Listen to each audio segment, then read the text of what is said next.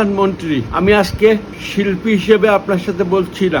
আমার মৃত্যুর পূর্বে আমি আজকে 1 বছর অসুস্থ, আমি কোনো সাহায্য চাই না। আমার একটাই আশা, আমাকে 100টা হাইব্রিড জাতের নারকেল গাছের ব্যবস্থা করে দেবেন। আমরা যখন অসুস্থ হয়ে যাই তখন আপন মানুষের কাছে কতই না আবদার করি, আবার যাদের জীবনে অসুস্থতা নিত্যদিনের সঙ্গী তারাও শেষ আবদার করেন তাদের প্রিয়জনের কাছেই। কেউ অসুস্থ থাকাকালীন খেতে চায়, কেউ আবার পছন্দের জায়গায় ঘুরতে যেতে চায়। সেরকমই এক ব্যতিক্রম আবদার নিয়ে হাজির হলেন দীর্ঘদিন ধরে অসুস্থ থাকা অভিনেতা কাজী উজ্জ্বল, তাও আবার প্রধানমন্ত্রীর কাছে। প্রধানমন্ত্রী, আমি আজকে শিল্পী হিসেবে আপনার সাথে বলছি না, সুস্থ, আমি কোনো সাহায্য চাই না। শনিবারে সামাজিক যোগাযোগ মাধ্যম ফেসবুকে একটি ভিডিও বার্তা দিয়েছেন অভিনেতা কাজী উজ্জ্বল। সেখানে কাঁদতে কাঁদতে তিনি প্রধানমন্ত্রী তারেক রহমানের কাছে একটি অবাক করা আবদার জানিয়েছেন।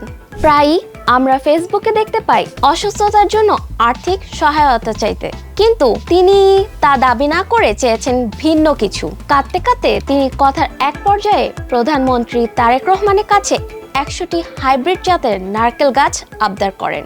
আমার একটাই আশা, আমাকে 100টা হাইব্রিড জাতের নারকেল গাছের ব্যবস্থা করে দেবেন। তার এমন আবদার শুনে নেটিজেনরা বেশ অবাক বনে গেছেন। তাদের প্রশ্ন, এত কিছু থাকতে কেন নারকেল গাছ?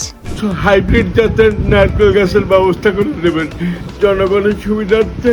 ভিডিওতে এই আবদারের ব্যাখ্যাও দিয়েছেন অভিনেতা। ভিডিওতে তিনি বলেছেন, যশোরের মনিরামপুরে আমার 12 বিঘার উপরে একটি বাগান আছে। সেখানে পৃথিবীর নানান ধরনের গাছ রয়েছে। আমি শিল্পীর মতো করেই বাগানটিকে সাজিয়েছি। বাগানের মধ্যেই আমি থাকি।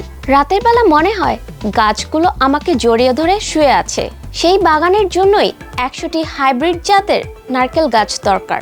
ব্যাপারটা খুবই গল্পময় ও হাস্যকর মনে হলেও এর কারণ কাজী উজ্জ্বল জানিয়েছেন নিজেই। মূলত নারকেল চারা রোপণের মধ্য দিয়ে প্রকৃতির প্রতি মানুষের আরেকটু সচেতন হওয়ার আহ্বান দিতে চান এবং পৃথিবীর কাছে কিছু ঋণ শোধ করতে চান। এটা আমার পৃথিবীর কাছে ঋণ শোধ করব, সবাই একটু শেয়ার করে দিও।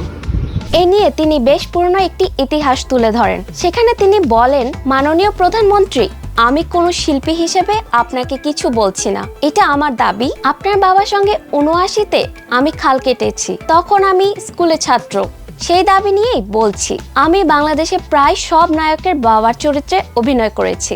আজ 1 বছর ধরে অসুস্থ। মৃত্যুর পূর্বে আমি কোনো সাহায্য চাই না। আমার মনে একটাই আশা, আমাকে 100টি হাইব্রিড জাতের নারকেল গাছের ব্যবস্থা করে দেবেন জনগণের জন্য। মরার আগে আমি 100টি গাছ লাগাতে চাই। পৃথিবীর কাছে ঋণ শোধ করব।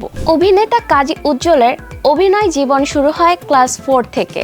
তার 1 ক্লাস উপরে পড়তো তারই মামা। সেই মামার সাথে স্কুলের বার্ষিক অনুষ্ঠানে একই সাথে সুকুমার রায়ের লেখা 16 আনাই মিছে কবিতাটি নাটিকা আকারে মঞ্চস্থ করেছিলেন কাজী উজ্জ্বল। সেখানে তার চরিত্রটি ছিল মাঝির। আর এভাবেই অভিনয়ের যাত্রা শুরু।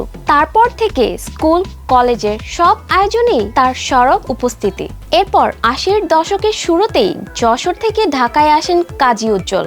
বছর 3 মঞ্চে অভিনয়ের জন্য ঘোরাঘুরি শেষে বড় ভাইয়ের বন্ধু। 90-এর দশকের শুরুতে মামুনুর রশিদের সঙ্গে বিটিভির জন্য সুপ্রভাত ঢাকা শিরোনামে একটি নাটক নির্মাণ করা হয়। এতে অভিনয়ের মাধ্যমে প্রথম সবার নজরে আসেন কাজী উজ্জ্বল। তারপর থেকে এখন পর্যন্ত তিনি প্রায় 600 নাটকে অভিনয় করেছেন। আব্দুল্লাহ আল মামুন পরিচালিত দরিয়া পাড়ের দৌলতি ছবিতে অভিনয়ের মাধ্যমে বড় পর্দায় কাজ শুরু করেন কাজী উজ্জ্বল। তিনি সব মিলিয়ে প্রায় 15টি চলচ্চিত্রে অভিনয় করেছেন।